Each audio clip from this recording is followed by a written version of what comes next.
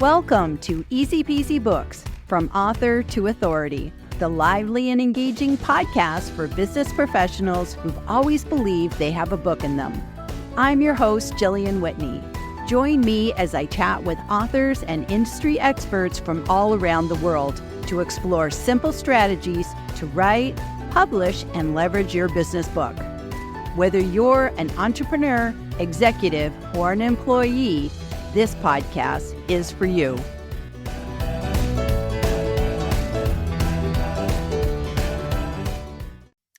And welcome back, everybody, to another edition of the Easy Peasy Books podcast. And I have a friend from across the pond today who I feel like I've known her forever. And we're actually just meeting for the first time face to face on this podcast appearance. And it just goes to show you the testimonial of video, because video actually makes you feel like you've known somebody for years, even though you're just kind of swimming in similar ponds. So Janine, can you please introduce yourself, let people know who you are and what you do, and then we'll get stuck in. Yeah, thank you for having me on. So if you have never met me before, I'm Janine Coombes, and I help coaches and consultants position their services so they're obvious must-haves to your ideal clients. So I'm talking messaging, positioning, pricing, all of that good stuff. And I'm an author and a speaker. I love that. I love that. And it's always good. I always love people that like whip out their book. They have it ready because that's the whole point. That's the whole point. And I do have the Kindle copy here available, and I love it. And I love it. And I love the colors and I love the title. And I have to say, I'm partial to the word easy, as in easy peasy, because everything I do is easy peasy. And it's the name of the podcast. So why don't we start with that? Easy. So tell us the backstory of your book. First of all, tell us what it's about, and then let's talk about how that book baby got born. Yeah. Well, I don't know whether this is a typical book story, but I did a workshop/webinar a couple of years ago, based on a little resource I put together for a client. And I thought, oh, this might be really useful to share. And it just is a model I made up myself, which combined two buyer decision-making journeys.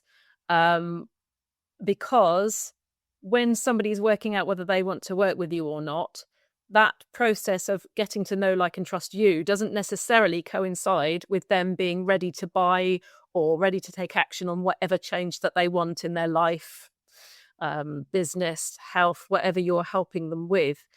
Those two journeys don't happen simultaneously. So you might get in this situation where somebody thinks you're amazing. They think they're amazing. They're making all the right noises and they're saying, oh, I love your content. I always watch your videos and I've read your book and all this, but they never buy from you. And it might be that they're just not aware of the problem or any desire to change in their life, or again, what you help them with. Alternatively, they could be in the market for something that you do, but they don't know you well enough yet. They don't trust you well enough yet. Maybe they not even aware that you exist yet. Like they cannot buy from you if they're not aware that you exist, obviously. So when those two things combine, when they're ready to buy and they know who you are and they trust you, and you get in front of them with the right messaging, with the right positioning of offer, that becomes an easy yes. And it sounds really obvious, but when I looked out for this model, this combination of the buyer decision-making journeys, I hadn't seen those two things combined. So I thought, well, I'll share this in a workshop. And I mean, I'm a sucker for putting too much information. Like, this workshop was the most dense thing you have ever come across. And I thought, maybe this is too much information for one workshop. Maybe I'll put it in a book and be able to expand on the themes and put my IP. It appeared that this was a new thing that I'd stumbled on, or, a helpful thing. And I wanted to get it down into a book as quickly as possible. So it's small but beautifully formed. And that is the reason I wrote the book, is to get it in there and share it with as many people as possible. I love that. I love that. And I always feel that that's like, all of a sudden it does just dawn on you. It's like, I have so much content here. I wonder if this would be a book. And then you just put it in. And then I think you did such a clear job of defining your ideal reader and speaking to that ideal reader. And I think, to your credit, I think marketers really know how to nail that, because if you're not speaking to that one specific person and you're like, oh, my book's for everybody, then my book's for nobody. So, can you sort of say who your book is for? Who is your book for? Yeah, so I love working with coach-shaped people. So that is who the book is for. It's for coaches and people who sell highly relational services. I love working with coaches because they tend to be very self-aware, and there's a specific combination of things to think about when you're selling coaching services that is different than if you're selling web design services, VA services, design services, copywriting services. Like, it feels like they should be similar, but they're not in certain ways. And I like the specific um, problems that coaches present. I love working with them on that. So it was for coach like people because that's my ideal client.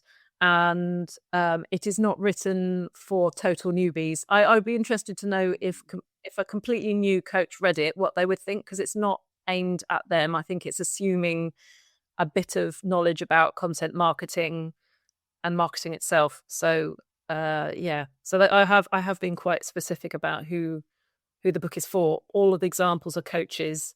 Arguably, the model could be used for anyone selling high ticket services, but I'm using coaching language throughout. I love that. And I just have to say, where did you come up with the phrase coach shaped person? Because that was just like, that is so unique. I love it. So how did that come up?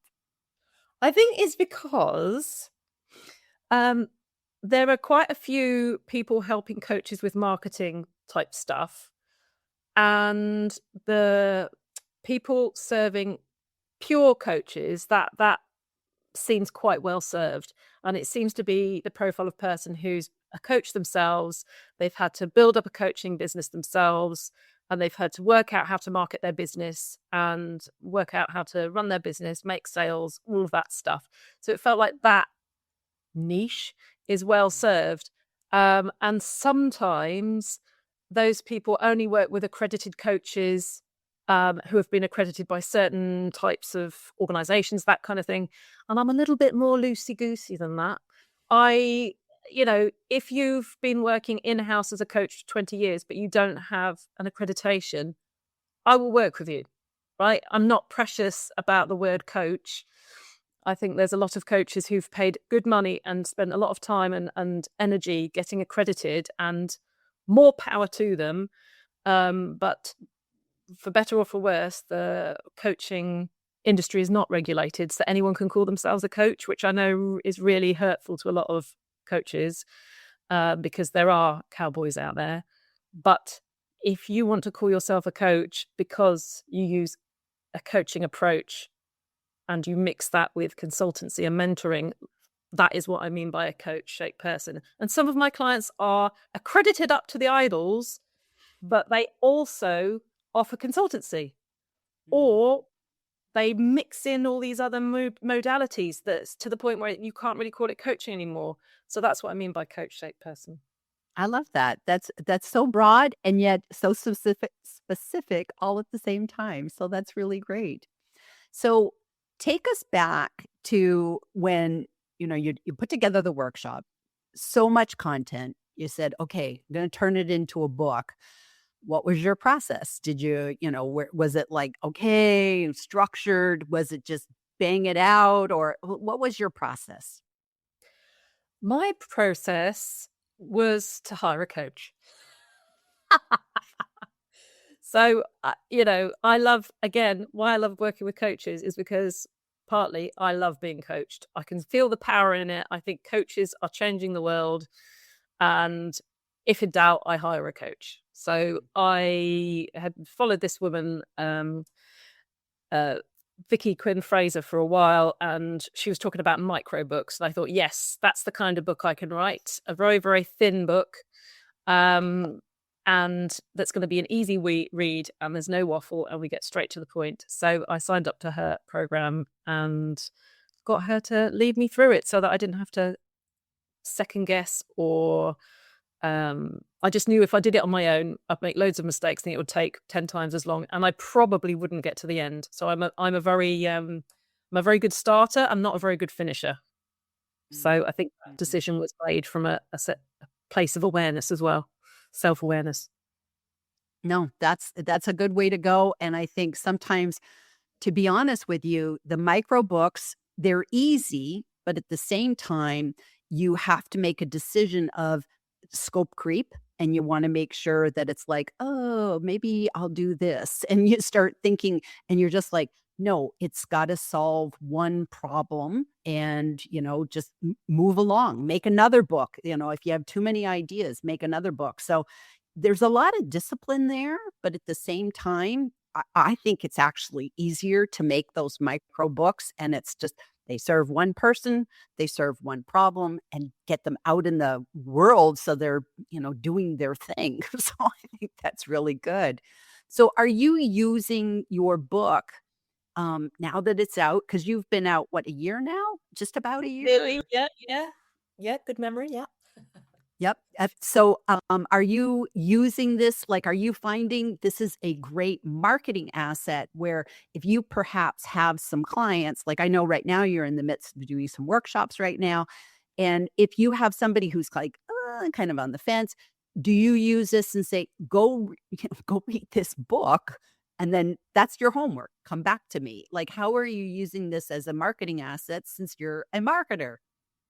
Yeah, I mean, I have actually said that to some people. I've met them and they've said stuff that makes it sound like, "Ooh, maybe they would might wanna work with me," and I have given them the book and I said, "Read the book, see what you think, especially focus on this section, whatever's relevant to them."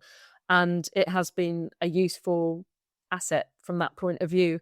Whenever in fact, wherever I go, I will have a few copies of my book in my bag, which again is useful that it's quite a small book because I can just have it in any bag that I'm carrying.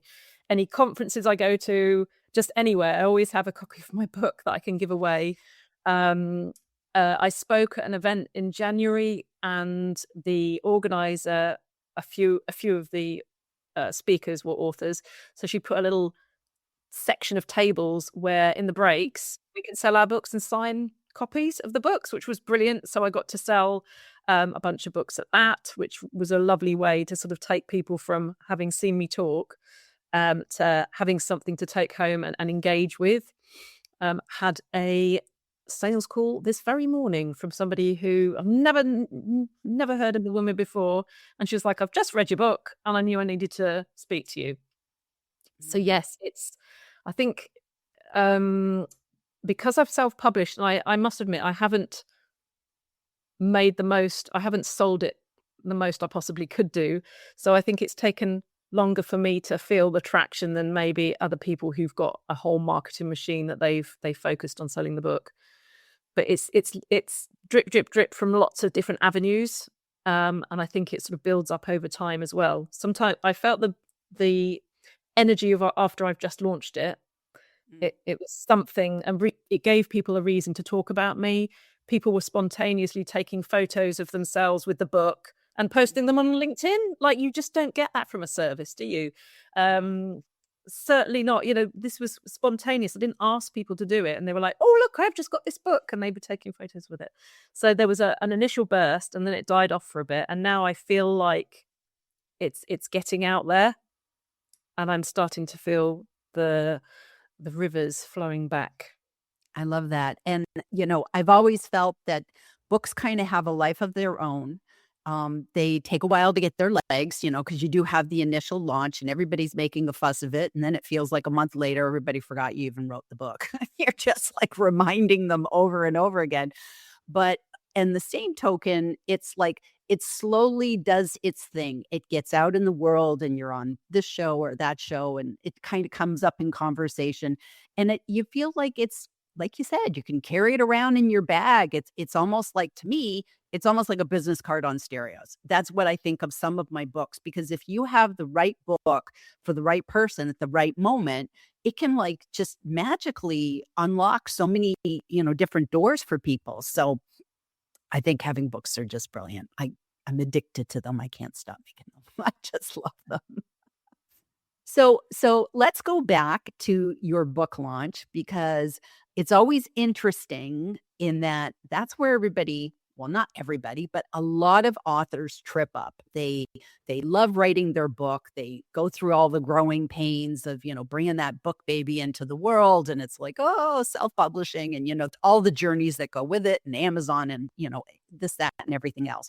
So then it comes time for book launch, and it's just kind of like, that's where people get the pit in their stomach, and it's like marketing is hard. I want to hire somebody else to market my book, but we have to do it ourselves. Sales and marketing is the thing that authors have to take on. Now, you have a penchant for making marketing very, very fun. And before we went live today on the podcast, I was talking about how, Janine, I got to know you through your videos when I first came out on LinkedIn, like, I don't know, 2018, 2019, somewhere around there, somewhere prior to COVID. Prior to COVID, it's all blur now. And I remember seeing just so many of your marketing videos, and they were fun. And I just said, I want to be like her when I grow up, because I wasn't even doing video back then. I was just like, sitting, being the introvert and the wallflower introvert going, maybe one day. But anyways, I really loved how you did your marketing. You did a lot of unique things. I want to start with your marketing video because to me, that's an absolute classic. I talked about it in a masterclass I did recently of how you did this mock Zoom call where you were just kind of, are you noticing my book? So can you tell us about that video and how you even came up with that? Was that just natural, or did you like come to you in the middle of the night and said, I'll make a video? So can you tell us about that story? Oh gosh, I wish I could remember. I mean, I think the key to anything humorous is to just go for it and don't worry about what people think. Like, it's really hard not to worry about what people will think if it's the first time you've done something like that. But that is the key to any of my funny things. If I think it's funny, I just don't worry about what other people think. Like, if it's not their sense of humor, there's some people that will still see my videos and think, oh my gosh, this is not a serious person, and I want nothing to do with her. And I just don't care. I don't care.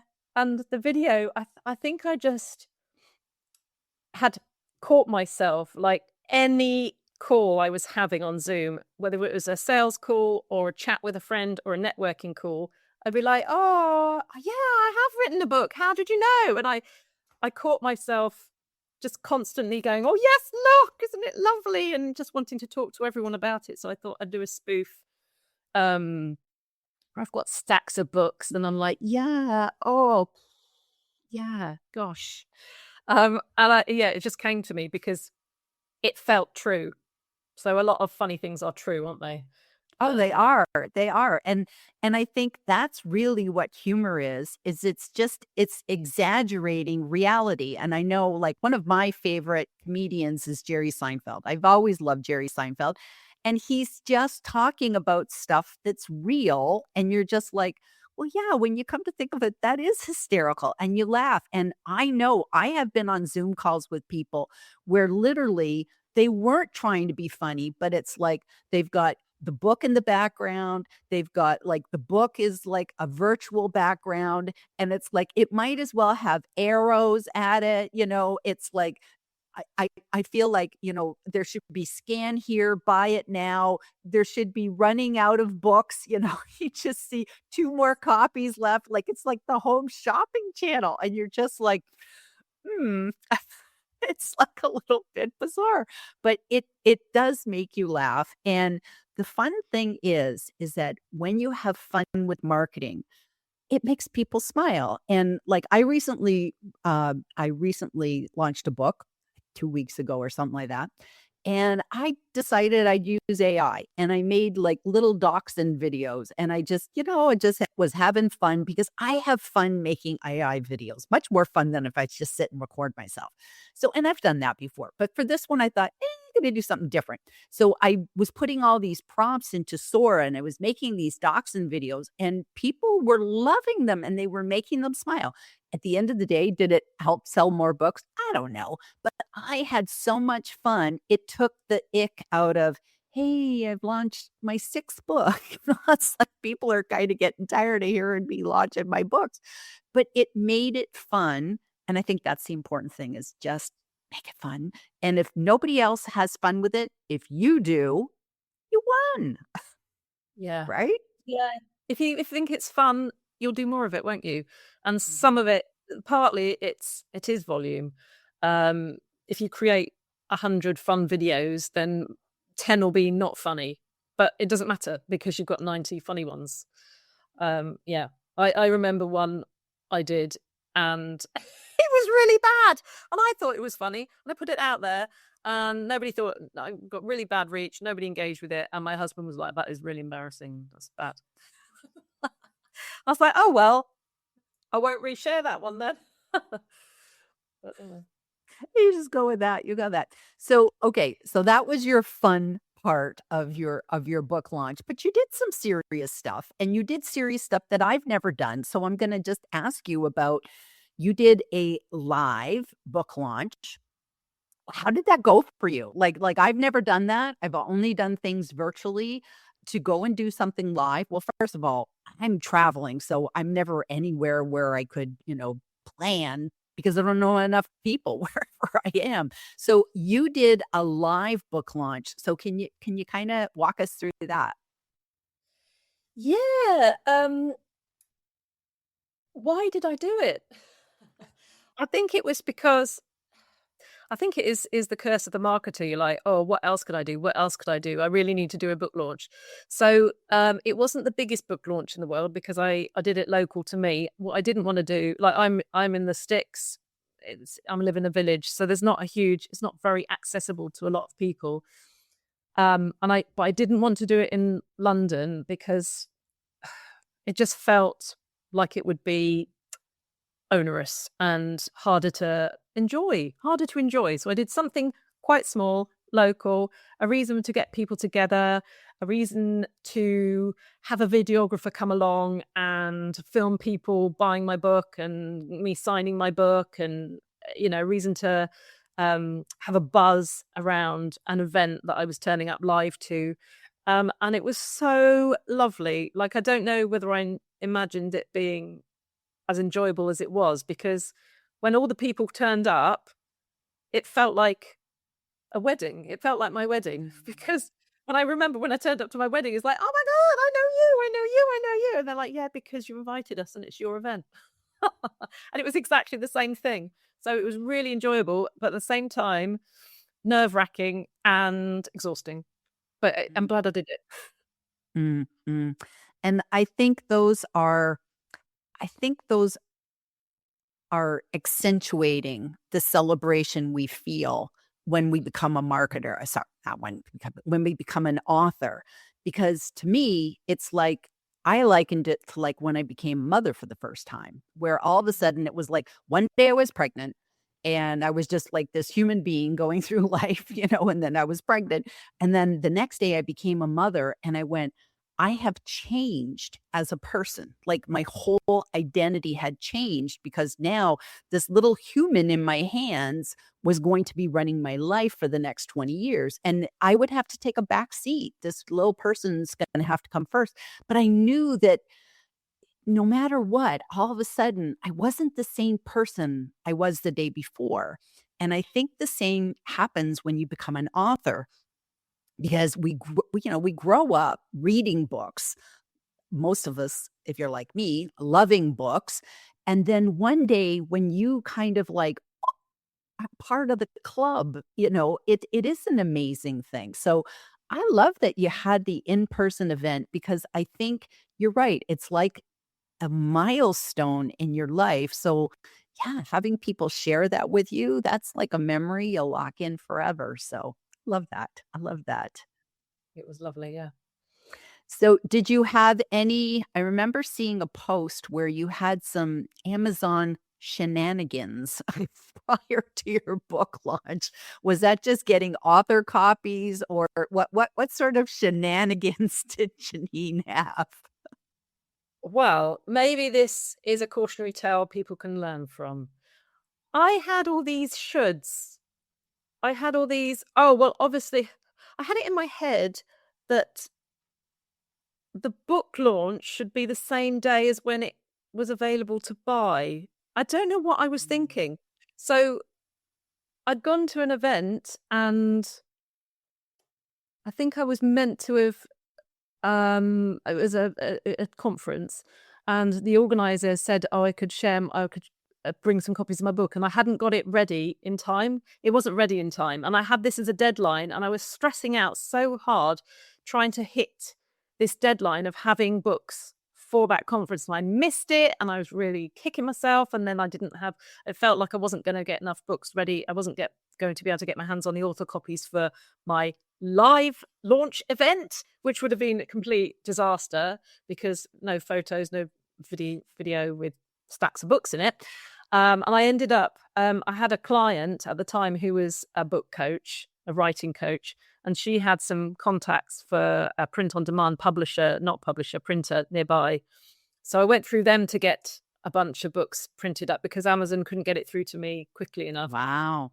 Just what a circus. And all because of the shoulds I put on myself.